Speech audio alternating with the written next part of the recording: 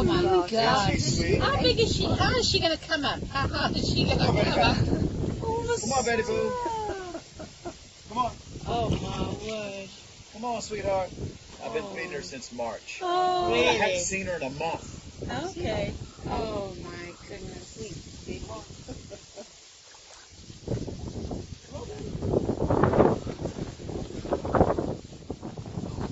Because we haven't fed her in a month. We have to, the wind's gonna, smack her. How old would she be? About 14 to 15. I might have to feed her with a stick. Don't tell Art I did this, okay? Why? Art's the owner. Well, he doesn't like it. What are you supposed to use, your hand? Yes, I always do. Oh. Oh, it's a joke. Oh, is that good, Betty Boo? Mm. Big gator, huh? Yeah. Didn't have to perform. Got some more, Betty. Come on. Come on. All one voice command. You saw that? Yeah. Are you videoing this? Yeah. I'm going to have to get you to give me that. Yeah. Come here, babe.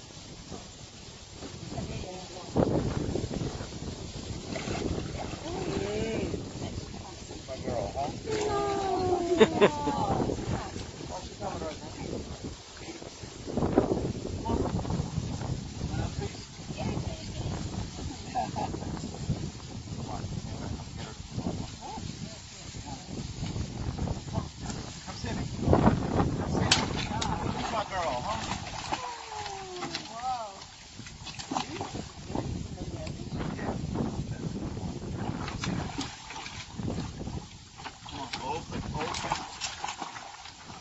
Open mouth. There you go. Who's my girl?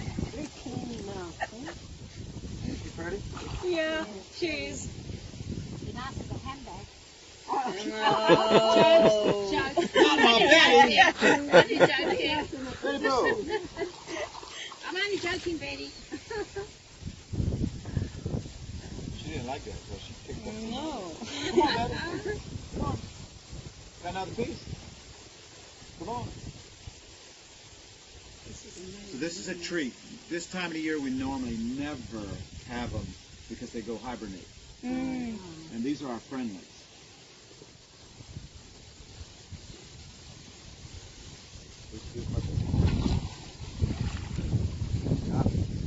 Make a clean handoff here.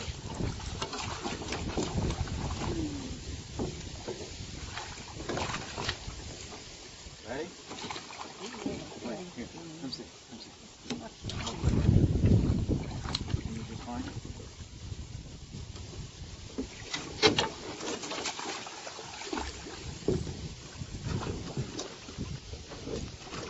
Whoa.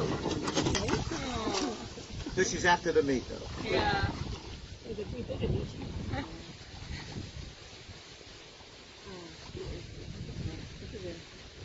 Betty Boo. Come sit, Betty. Betty Boo.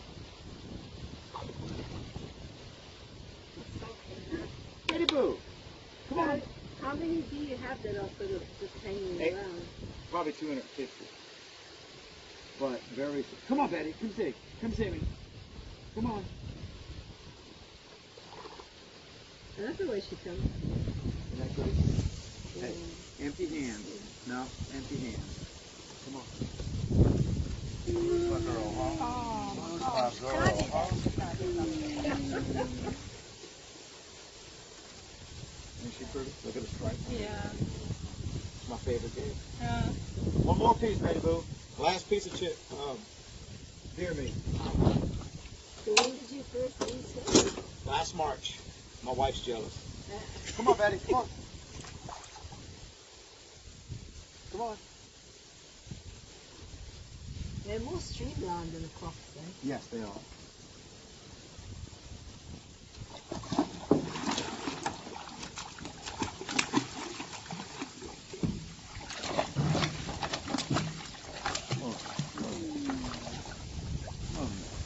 Come on.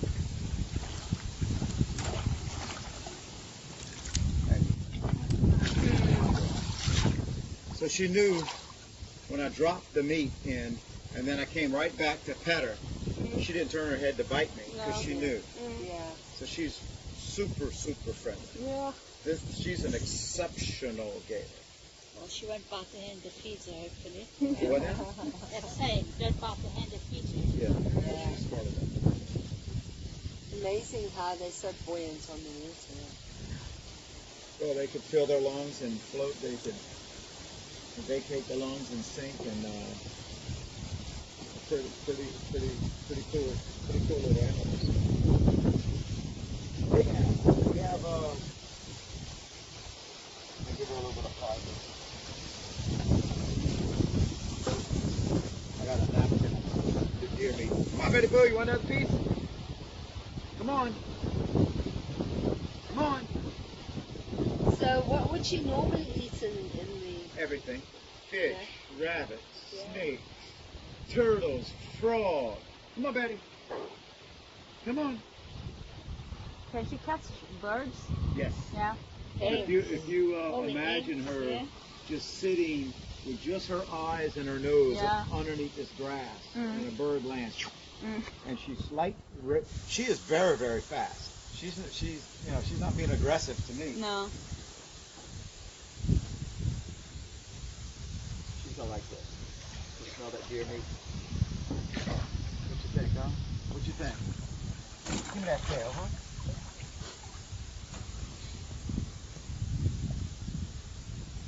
Oh, swallow it down.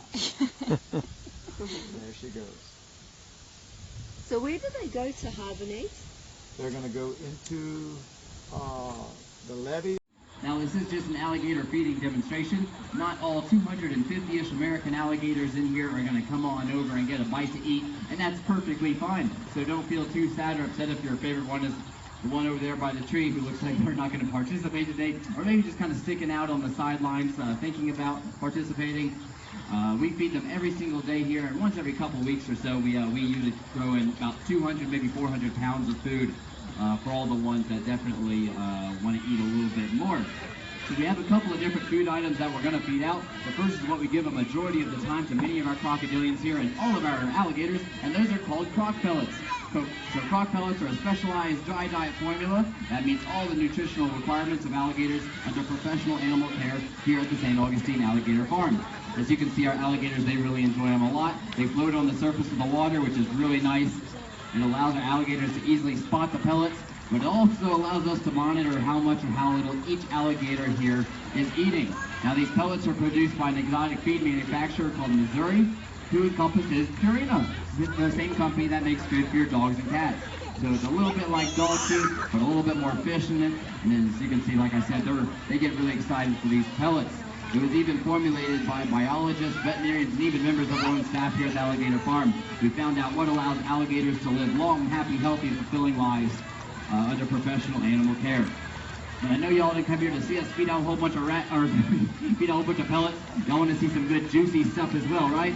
So our second food item is called the whole food item. Looks like one of our American crocodiles is coming up to join us. I know they know what time it is. This whole food item is called rats. So whole food items can be rats, rabbits, chickens, quail, guinea pig, anything these alligators can sink their teeth into. Now there's a couple of advantages to feeding out a whole food item over a pellet. First of all, it's a little more enriching for our alligators to bite down onto a rat, but also all the nutritional benefits. So all the stuff you can't get at our Toucan Tina Cafe, the fur, the bones, the guts, all that yummy stuff comes with a rat. And these alligators, they really enjoy it as well. So we're going to see if we can't get a possible jumper here right off the bat and come up and take this rat for me. Yeah, you come on. I'll give you a little history of our park here as well while we try to... You just stepped on your friend. All right. Maybe you will be the one that gets it. Come on. You wanted it. There we go. I'll give you a little history of our park, though, while I try to entice some more to come on over. So we're actually over 120 years old. We were founded in 1893, and our original location's across the street where the state park is. In the 1920s, though, we had a whole bunch of natural disasters, hurricanes, floods, fires, that type of thing. So we decided to set up shop at our current location. And in 1937, we were purchased by the Drysdale family.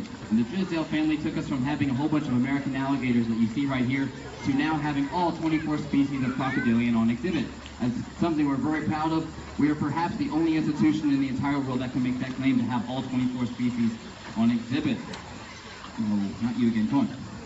See one of your friends here. Come on now. We're also very proud of the fact that we successfully breed many of our crocodilians here as well, including our endangered species. So if you haven't had a chance yet, you can go to our land of crocodiles. We have our African slender snouts, as well as our Siamese crocodiles on exhibit over with their babies on exhibit. So we really try to do as much as we can in the world of conservation here as well. Yeah, I know, our American crocodile is looking as well. Come on now. No, you don't open your mouth at the best times. Come on now. There we go. There you go. Took it right from me. So alligators, they are generalist carnivores, which means that they don't care what kind of meat they're getting. Meat is meat, protein is protein. In the wild, they're swinging their heads at anything that might fly, swim, walk, or crawl across their faces there. They're highly opportunistic animals. In the wild, they're going to start out eating a whole bunch of insects and snails as babies. They'll actually eat snails their entire lives. But eventually, they do want to graduate onto the larger prey items. So the small mammals, birds, lizards, turtles, fish, that type of thing. And then eventually, an American alligator can actually take down an adult deer. Come on, you. Let's see it. Let's go. We're just going to walk up the side. Is that what we're going to do? There we go. Now, as you can see, they don't really chew or grind up their food. They swallow it whole. So what happens when they grab hold of a deer? Well, they're usually going to have to kill it by maybe drowning it underwater, maybe breaking its neck. And then they do what TV has dubbed the death roll.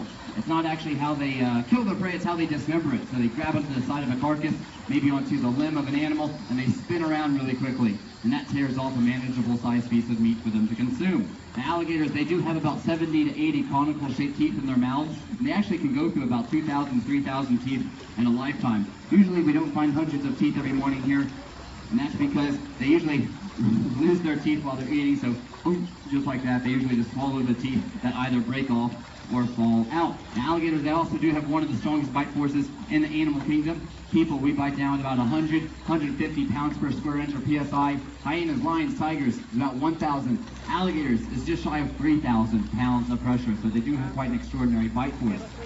And I do have one more rat here, so we're going to see if we can't get another good jumper. They can jump about 2/3 of their body length up out of the water. Usually we don't see 2/3 right here, and that's because they're stepping all over each other. And the water really isn't deep enough for them to get their tails going and get vertical.